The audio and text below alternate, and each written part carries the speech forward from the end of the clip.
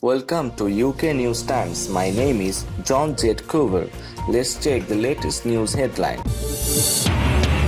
UK is to trial use of blood plasma from coronavirus survivors.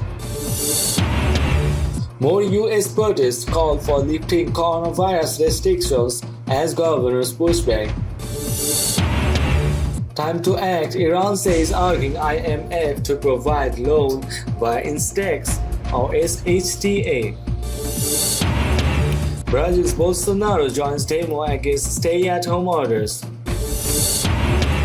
US says a huge convoy of logistics supplies for Syria terrorists. That was the headline. We now move on to the news in detail. But before that, there will be a request to like this video. HS Blood and Transplant NHSBT is asking people who have recovered from COVID-19 to donate their blood in the hope that the antibodies they have built up will help to clear the virus in others. According to Press TV, trials are already underway in the US with more than 1,500 hospitals involved in a project to study this candidate therapy. When the immune system detects COVID-19, it responds by creating antibodies which attack the virus and accumulate in the plasma, the liquid portion of the blood. A statement issued by NHSBT said, "We envisage that these will be initially used in trials as a possible treatment for COVID-19. If fully approved, the trials will investigate whether convalescent plasma transfusions could improve a COVID-19 patient's speed of recovery and chances of survival. All clinical trials have to follow a rigorous approval process to protect patients and to ensure robust results are generated. We are working closely with the government and all relevant bodies to move through the approvals process as quickly as possible."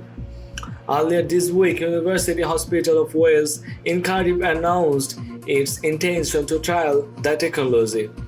Professor Sir Robert Lechler, president of the Academy of Medical Science and executive director of King's Health Partners, which includes King's College London and 3 major London hospitals, is also hoping to set up another small-scale trial. He wants to use plasma for seriously ill patients that they have no other treatment options, while the larger national trial is getting underway. He said, "I would be disappointed if we were not able to see some patients given this form of therapy within a couple of weeks. Let's hope that the NHSBT national trial gets into gear really quickly." He has criticized the UK for having been slow in testing the treatment.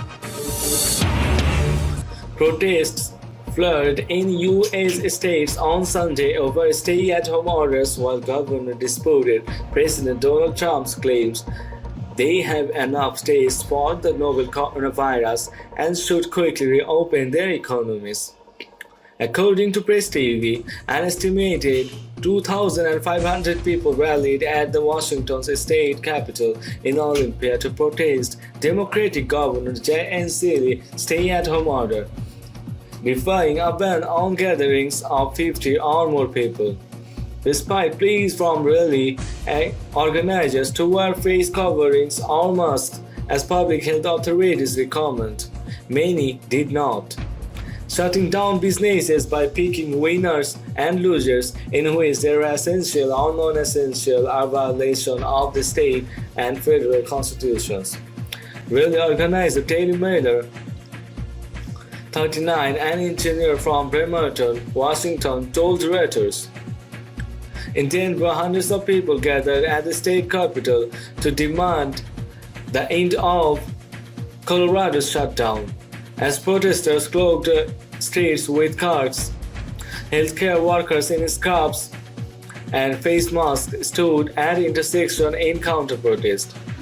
Stay-at-home measures, which experts say are essential to slow the spread of the virus, have bettered the US economy, and more than 28 million Americans have filed for unemployment benefits in the past month.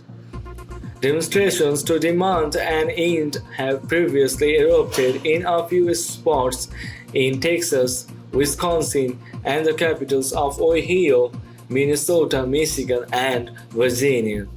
These people love our country. Trump, who has touted a thriving economy as the best case for his re-election in November, told a briefing in Washington on Sunday.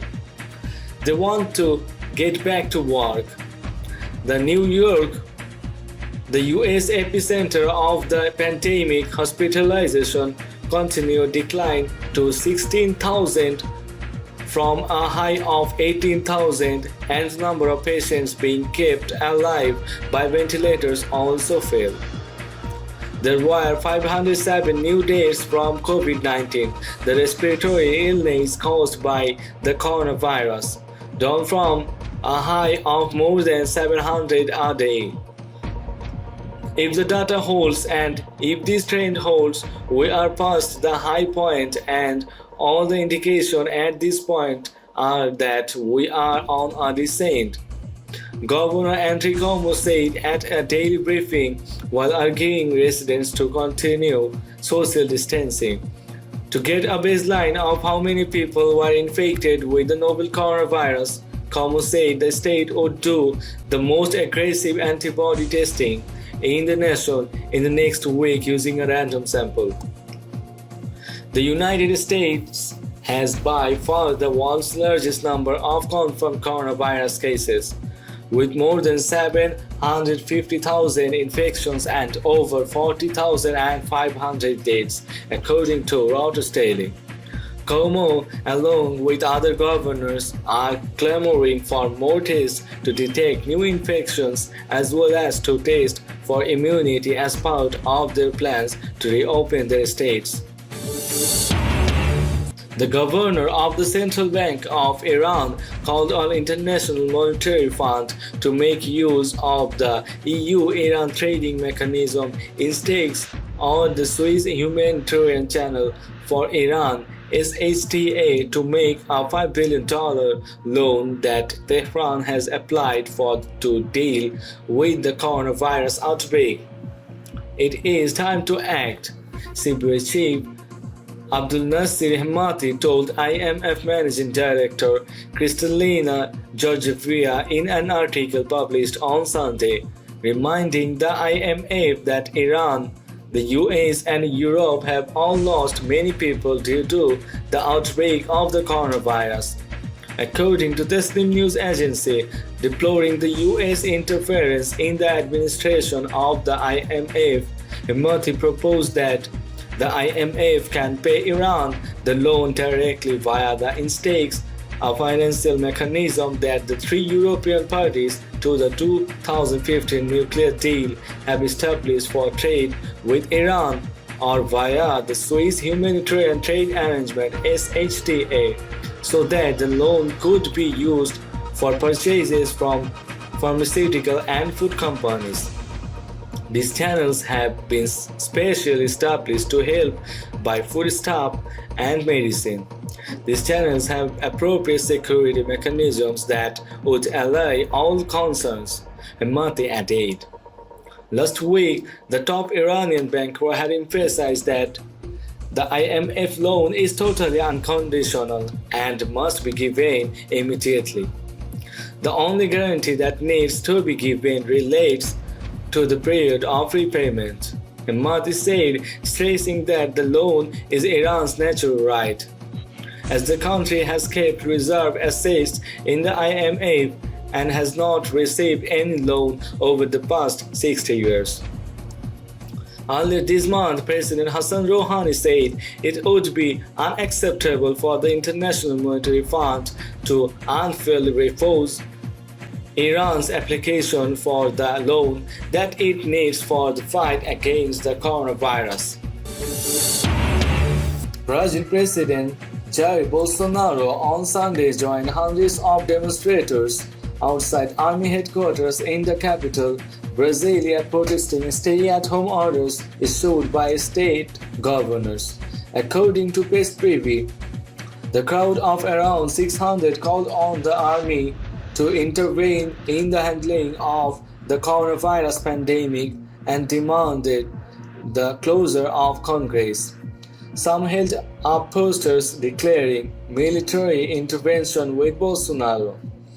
I am here because I believe in you, and you are here because you believe in Brazil, the president told the crowd from the back of a pickup truck. Bolsonaro, a former army captain, has constantly criticized partial quarantine measures adopted by governors, including those in charge of the country's most populous states, Sao Paulo and Rio de Janeiro, to halt the spread of the coronavirus. On Friday, he sacked his health minister, who supported the restrictions that Bolsonaro says are damaging the economy. Brazil, with a population of more than 200 million, has the most COVID-19 cases in Latin America. More than 38,000 as of Sunday, with more than 2,400 deaths. During his address, which was interspersed with fits of coughing, the president made no response to the crowd's call for military intervention nor the demand to close Congress. You must fight for your country. Count on your president to do what is necessary so that we can guarantee democracy and what is most dear to us, our freedom, Bolsonaro said. The most populous states of Sao Paulo and Rio de Janeiro on Friday extended partial quarantine measures. A majority of Brazilians approved the government's confinement regulation despite its impact on the economy, according to a poll published Saturday. US terrorist forces have reportedly dispersed a convoy carrying logistic supplies from Iraq to Syria's Kurdish populated city of Qamishli in the northeastern province of Hasaka. Local sources told Syria's official news agency Sana that the convoy, consisting of 35 vehicles carrying cement blocks and logistic supplies, entered Syria via the Al-Walid borders crossing point on Saturday. The sources say the convoy headed from Al-Yorubia countryside northeast of Hasaka towards US bases near Qamishli. The so-called Syrian Observatory for Human Rights (SOHR) also reported that nearly 50 US trucks carrying logistical supplies had crossed into Hasaka city via Al-Walid crossing on Iraq's border to support militants from the so-called Syrian Democratic Forces (SDF). In April 10, the UK-based group reported that a convoy of military reinforcement, including 25 military vehicles and trucks carrying ammunition, had arrived at the US base in Al-Shadadi city, south of Hasaka. The US has long been providing the SDF with arms and militant training, calling them a key partner in the purported fight against the terrorist group of Daesh.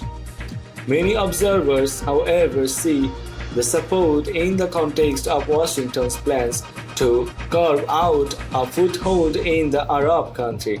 Such support has also angered Washington's NATO ally, Turkey, which views militants from the Kurdish People's Protection Units (YPG), the backbone of the SDF, as a terrorist organization tied to homegrown Kurdistan Workers' Party (PKK) that has been waging a destructive war inside Turkey for decades.